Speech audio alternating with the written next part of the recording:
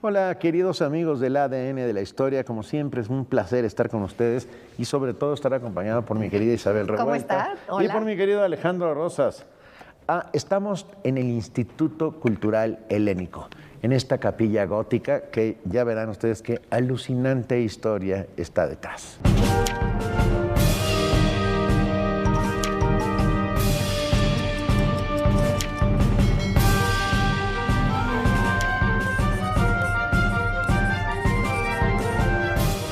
Es un privilegio y es estar dentro de ese ADN justamente porque la vida cultural de esta ciudad no se puede entender sin este foco, de verdad, valga la redundancia, de cultura, de arte y además inusitado porque es único en el mundo.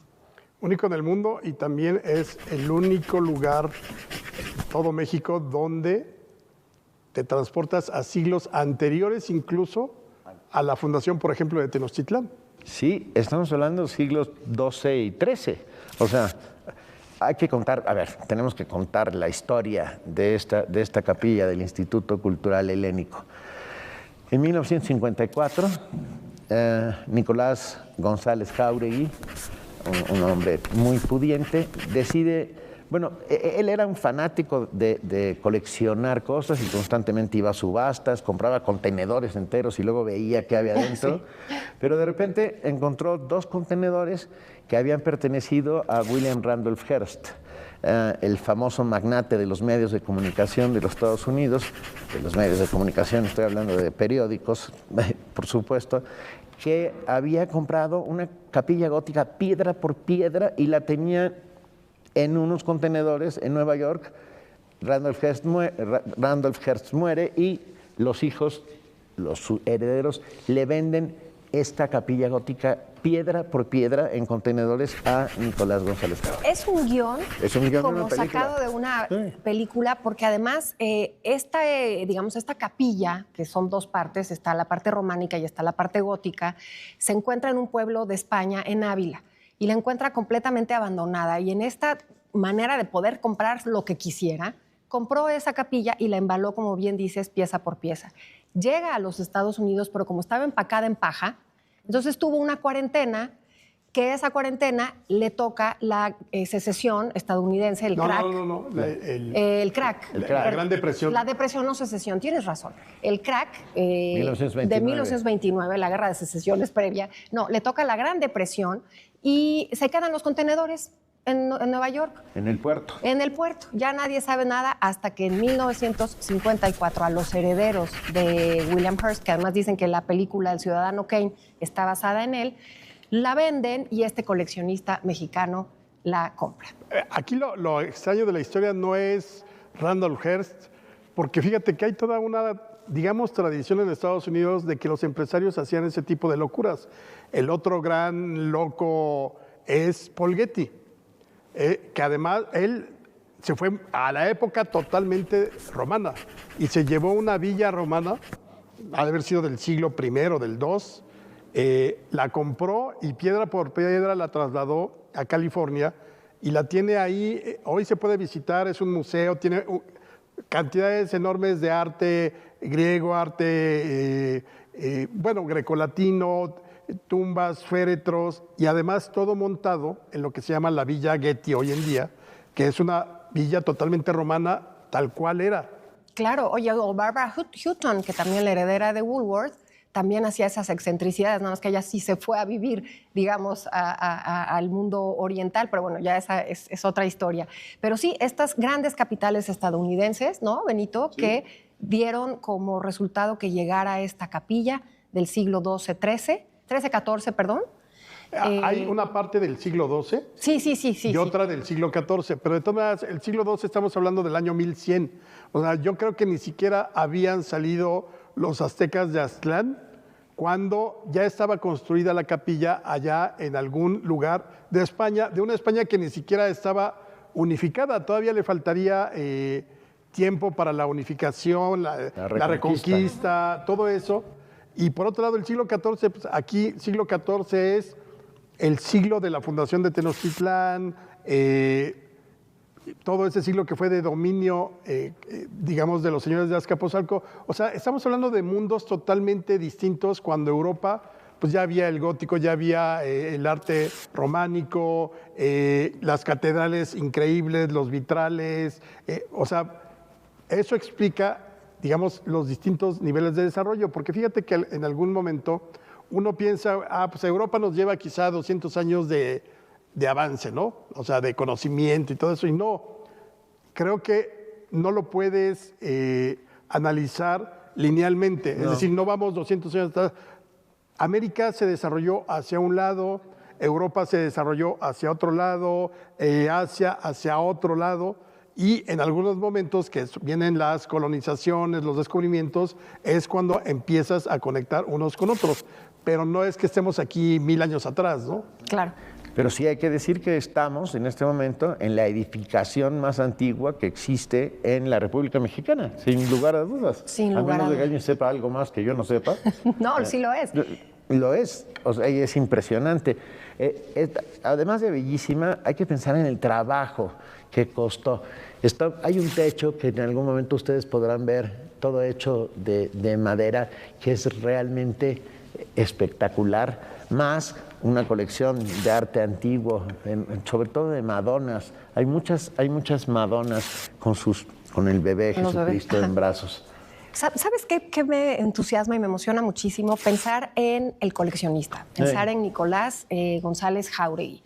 Porque cuando arma este rompecabezas, claro que no viene completo. Entonces, también él, con ese ojo coleccionista y con ese amor por el arte y por estos objetos, va llenando esos huecos que faltaban. Por ejemplo, este artesonado, que sí es original, este artesonado es de una madera muy fuerte, Nada es más de para roble. ¿Qué es el artesonado? Los techos de madera.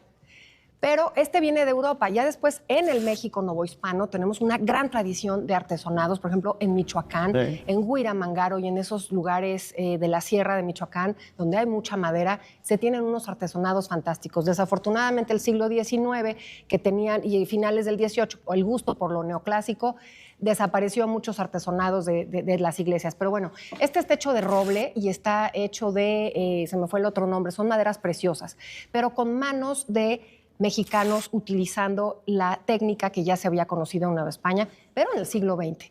Otra cosa que mete este coleccionista es la portada. Hay una portada de cantera queretana, porque les faltaba una portada digna para esta capilla.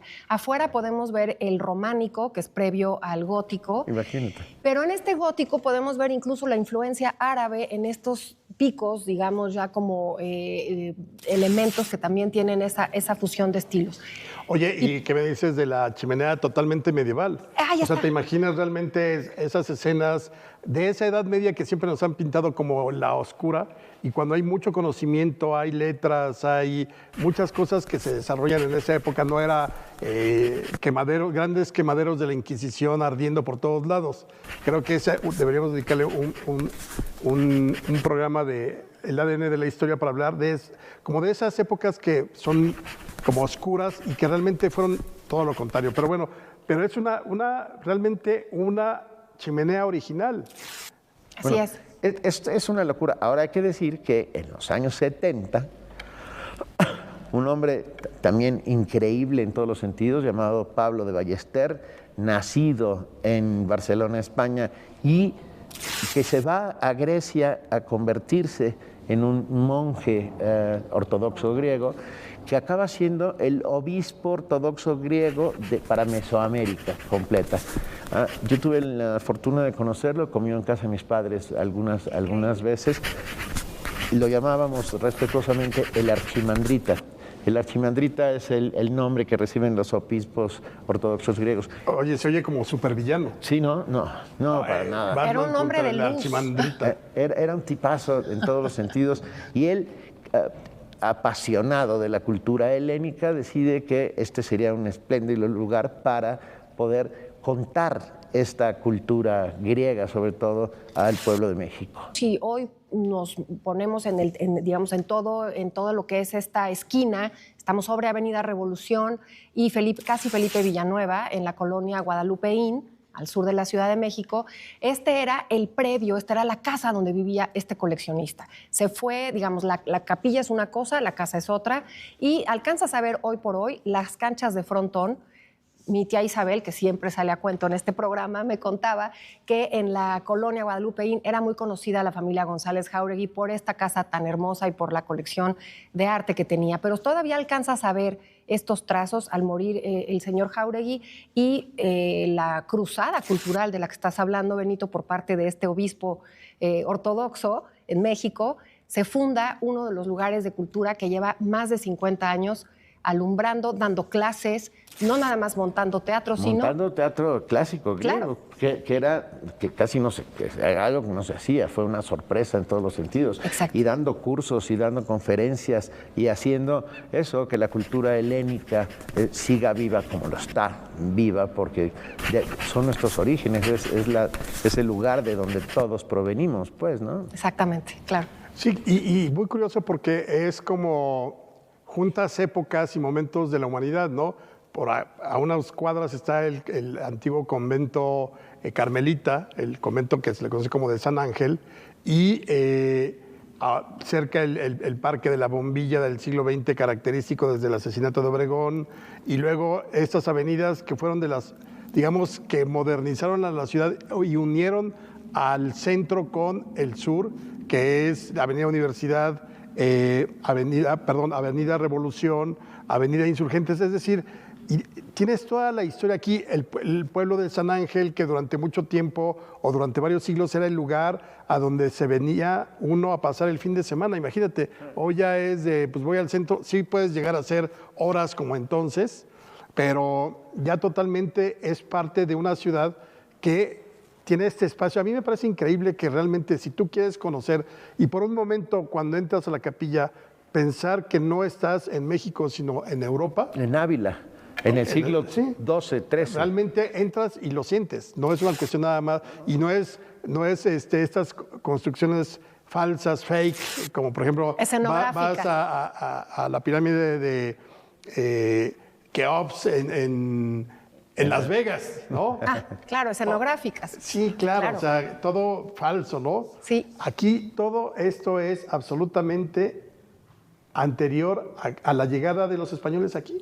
Y lo que tiene mágico este lugar, insisto en ello, es... ¿Se acuerdan que alguna vez les platiqué que una de mis películas favoritas es esta de un arqueólogo, que el actor es Ralph Fiennes? Indiana Jones. No. Más hacia acá. The Digger. El que descubre la barca vikinga. La barca vikinga. Ese. En Irlanda. Increíble, increíble. Entonces, cuando le preguntan a la dueña del predio, ¿por qué estás tan asustada? Es que yo no creo que mi vida trascienda. Y él le contesta, claro que va a trascender porque estamos ligados desde que los hombres de las cavernas hasta el día de hoy en algo tan humano que es el arte.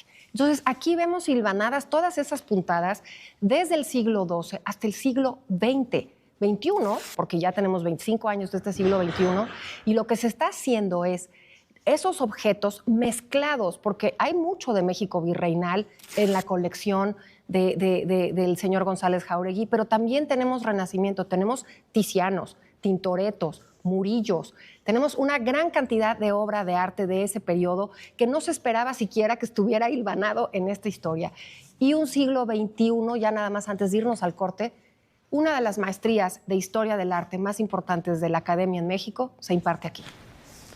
No se vayan, volvemos en unos instantes.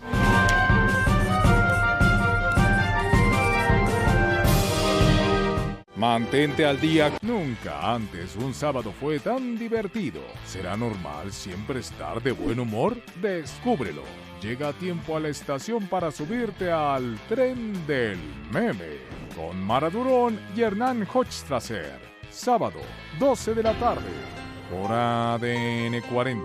¿Por qué a veces te despiertas a las 3 de la mañana? Despertarse en la madrugada y tener problemas para volver a dormir es una situación molesta para muchas personas. Este trastorno en el sueño puede ocurrir entre las 3 y las 5 de la mañana y tiene una explicación científica. Según los expertos, tiene que ver con una baja de niveles de azúcar en sangre. El descenso de la glucosa provoca la liberación de hormonas del estrés, mayor cortisol y el aumento de la adrenalina. Estos 3 factores alteran el sueño profundo y provocan que las personas interrumpan su descanso. Para no despertarse en la madrugada, reduzca el consumo de grasas saturadas, proteínas moderadas y pocos carbohidratos. Ropa, zapatos, comida, papeles, basura, peluches, juguetes, mochilas, mamilas, el perro o el gato y lo que quepa. Pues eso está bien, cada quien se organiza como puede. Pero hay muchas otras cosas que resultan peligrosas si las traemos paseando en el coche. Le cuento. Ya sabemos que quieres oler rico, pero traer un perfume puede ocasionar un incendio si se expone al calor. Mismo caso de los encendedores. La temperatura dentro de un automóvil cerrado puede superar los 50 grados, lo que provoca que el gas se expanda y pueda generar una explosión. Tampoco andes cargando aerosoles en tu unidad móvil. Deja en casa desodorantes, insecticidas, latas de refresco o lo que se le parezca, más vale. Baterías, celulares, tablets o computadoras portátiles, menos. Además de que son sensibles al calor, siempre existirá el riesgo de que te den un cristalazo.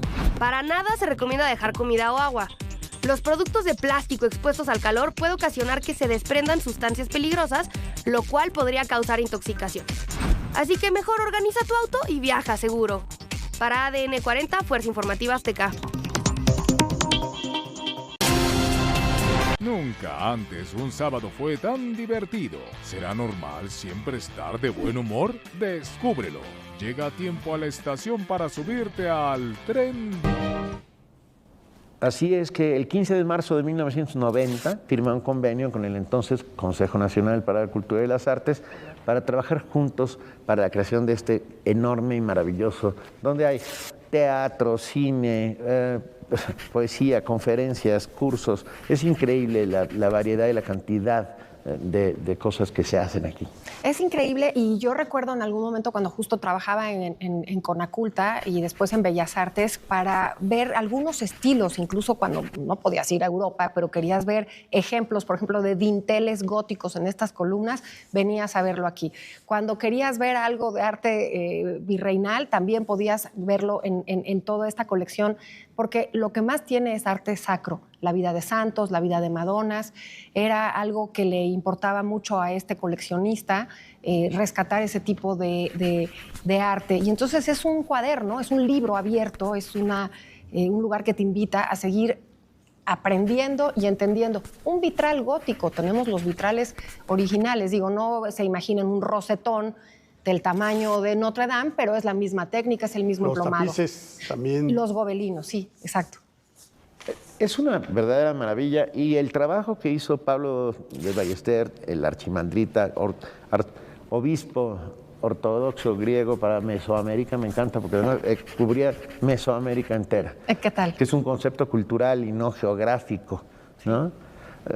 Pero bueno, hizo muchísimo por poner la cultura helénica al alcance de todo el mundo y se sigue haciendo todos los días. No dejen de visitar el Instituto Cultural Helénico y su capilla, que por supuesto tiene aquí enfrente de nosotros un murillo espectacular de una virgen francamente bella. Además, ¿sabes qué? De pronto hay conciertos de música que son espectaculares, teatro. Yo me acuerdo haber estado aquí en alguna ocasión, algunas obras de teatro, como mencionaban en el bloque pasado, pues además teatro clásico, ¿no? Se presta para 1000 ideas y 1000 cosas este espacio, sobre todo porque es algo totalmente diferente a lo que estamos acostumbrados a ver en la Ciudad de México, ¿no? O sea, estamos muy con el barroco mexicano que se llama... churrigueresco. El churrigueresco, la parte toda esta de Tolsá, el neoclásico. Tenemos muchos estilos que tuvieron sus propias características arquitectónicas y artísticas aquí en México, ya una vez que empieza el proceso de colonización y los 300 años de la Nueva España. Pero realmente el contacto que podía tener la gente con los siglos anteriores, pues simplemente hay que decirlo, o sea, la gente del siglo XVI, XVII, XVIII difícilmente pudo ver un objeto, incluso del XIX, o una construcción o un cuadro anteriores a lo que había sido la conquista, ¿no?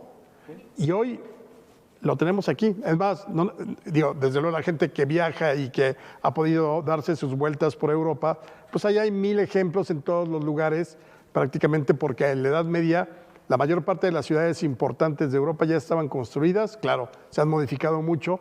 Las grandes catedrales góticas ahí están para dar el mejor ejemplo, pero aquí en México no. Aquí realmente también es algo que es casi desconocido o ajeno, porque uno piensa en el 1100, ¿no? En el 1100 pues todavía estaba Tula, por ejemplo. Increíble. Los toltecas ahí en Tula, los templos perfectamente decorados, a colores.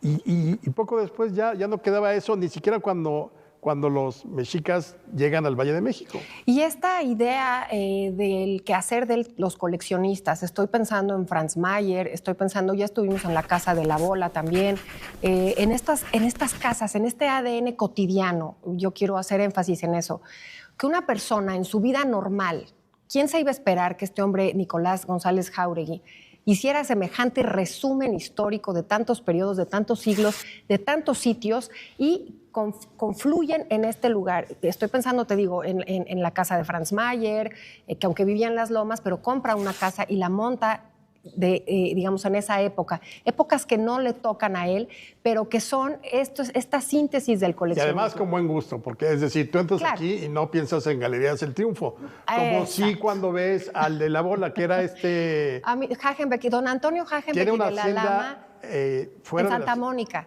Que tú entras y das de cuenta que ya estás está muy entrando intervenida. A Galerías El Triunfo. ¿Verdad? Exacto, está muy intervenida. Necesito una lámpara que sea de forma de tiburón. Aquí la tengo. Necesito una maceta que tenga forma de sirena cargando una luna. Aquí la tengo. Así era ese coleccionista. Sí, la Casa de la Bola está un poquito más cuidada, efectivamente, pero bueno, aquí no vamos a encontrar esos despropósitos, todo lo contrario. Todo lo contrario. Exacto. Hay que decir que la arquitectura corresponde, la arquitectura y la vocación de la capilla corresponde a su tiempo. Es una estructura muy sobria, súper sobria, ¿no? Con solamente algunos pequeños remates o algunos... Sí, le puso le adosó elementos nuevos, elementos virreinales, ¿no? Todas esas canteras. Y claro, por ejemplo, muchas de las pinturas ya son periodo barroco, claro. Es decir, ya había llegado a México el barroco, pues ya plenamente era la Nueva España. Entonces sí tienes como muchas épocas aquí, pero como muy cuidado todo, ¿no? Sin que no hay rompimientos. No, hay una armonía increíble con respecto al coleccionismo. Y después esta cruzada cultural que a finales del siglo XX, ese último cuarto de siglo, que aquí se presentara Filipo Rey, Medea, Romeo y Julieta.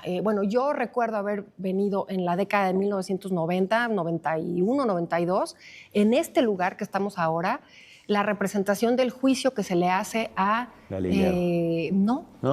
Oscar Wilde. Un monólogo fantástico, sobrecogedor, pero claro, lo que estaban diciendo ahorita, este ambiente lo que hace es darte esa sensación íntima para una puesta en escena de un hombre tan importante como fue Oscar Wilde. Y además me parece que tuvo de los grandes despropósitos del sexenio de López Portillo, uno de los aciertos fue efectivamente que hayan logrado llegar a un acuerdo para que esto se convirtiera en un instituto cultural y pudiera florecer como lo conocemos ahora, ¿no? Es decir, ha podido desarrollarse muy bien. Pues estamos hablando del 73. Así es. Pues está cumpliendo ya 52 años. Wow. Exacto. Sí. O sea, hace 52 años que existe este instituto y creo que es de las joyas artísticas que se han conservado muy bien en la Ciudad de México. Y además tiene una curiosa virtud. Estamos a menos de 50 metros, un poco más, de la Avenida Revolución. Y sin embargo no se escucha un solo ruido. Es como si estuviéramos en Ávila en el siglo XII. Precioso. No hay ruido, fíjate. Exacto. De hecho, es como un claustro. Es como un claustro. La parte del claustro que existe, que es el patio prácticamente, está aislado. Totalmente. Y ese claustro hace que la música se escuche aquí de manera formidable. En diciembre me tocó venir a un concierto de Vivaldi, ahora un renacentista, un concierto maravilloso con Juan Arturo Brennan explicando justamente con un grupo que se llama Ars Nova, me parece que es el grupo musical, fantástico, con instrumentos antiguos. De verdad es un túnel del tiempo, pero muy bien armado, muy bien hecho y de una cultura que sale uno diciendo, qué increíble que esto lo estoy viendo en la Ciudad de México, que tiene un nivel de oferta cultural magnífico, maravilloso. Ustedes pueden encontrar la cartelera del Instituto Cultural Helénico en esta dirección y ahí viene toda la oferta que se desarrolla en este maravilloso Instituto Cultural. Y bueno, nunca es tarde para aprender. Yo creo que esa es la gran... Y estudiarse magia. Aquí una muy buena carrera dedicada al arte y la cultura. Todos los egresados de esta universidad, bueno, de este centro, perdón, de este instituto cultural, están en puestos públicos, están de museógrafos, están de directores de museos. Es una labor muy grande y lo que tú les puedes... digamos, el hilo conductor que tienen todos ellos es el rigor académico de la talla de los maestros que siempre dieron clases y dan clases aquí. Eso también hay que decirlo porque es gente dedicada al arte, pero de verdad de una manera profesional y tú te puedes hacer una carrera muy prestigiosa estudiando aquí. Vengan y conozcan el Instituto Cultural Helénico. Es de verdad asombroso, maravilloso y está lleno de misterio y de magia por las cosas que aquí suceden todos los días. De la Edad Media a San Ángel. Fíjate. Me encanta. Oye, se presentan libros aquí también, Sí, ¿eh? claro. Claro. Sí, por supuesto. Así que a ver si se nos hace hacer una presentación aquí. Nos quedan 4 minutos todavía. Insistimos en que acérquense a este Instituto Cultural Helénico. Quedan 4 minutos, podemos abrazarnos como los Simpson cuando va a acabar. Ya se acabó su historia y no saben qué más contar. Otra vez recuperar la figura de Pablo de Ballester, este sabio. Pero ¿cuál es la diferencia que hay entre los católicos, el cristianismo ortodoxo, este cisma que tuvo la Iglesia, digamos, en el primer siglo, que se quedan con un rito, digamos, el famoso rito griego, en donde las imágenes no son como la del mundo occidental, es otra iglesia, Roma será la cabeza de esta iglesia occidental, Grecia será la cabeza, pero Bizancio. El dogma es básicamente el mismo. El dogma es básicamente el mismo, pero cambia el rito y cambian las imágenes y cambia todo eso. Y se me hace muy interesante que sea justamente el rito griego el que rescata evidentemente la cultura grecolatina en pleno siglo XX y entonces ves representaciones de ese mundo clásico, magnífico, maravilloso, que sin duda, tú decías, Benito, y lo decías perfectamente, es nuestro origen, porque Occidente es judeocristiano y con todo este tema de Grecia y de Roma que no lo podemos borrar para nada. Oye, si ustedes creían que la única muestra de arte anterior a la llegada de los españoles estaba en la película de El Libro de Piedra, era una de las grandes películas de los 70s de terror, pues no, aquí sí pueden ver arte anterior a la llegada de los españoles, de hecho medieval y anterior incluso. Pueden acercarse. Lo del niño de piedra yo siempre dije que era imposible, porque la premisa es, descubrimos una escultura de un niño que es de la época medieval. Y uno decía, ¿cómo? Aquí en la época medieval, pues prácticamente tendrías que ir a Teotihuacán a ver si había, pues era la época comercial de Teotihuacán, luego Tula. O sea, no había realmente nada que pudiéramos llevarnos a pensar en un niño que tiene las manos extendidas con un libro de piedra y que en las noches cobra vida. Con esto los dejamos. Acérquense al Instituto Cultural Helénico.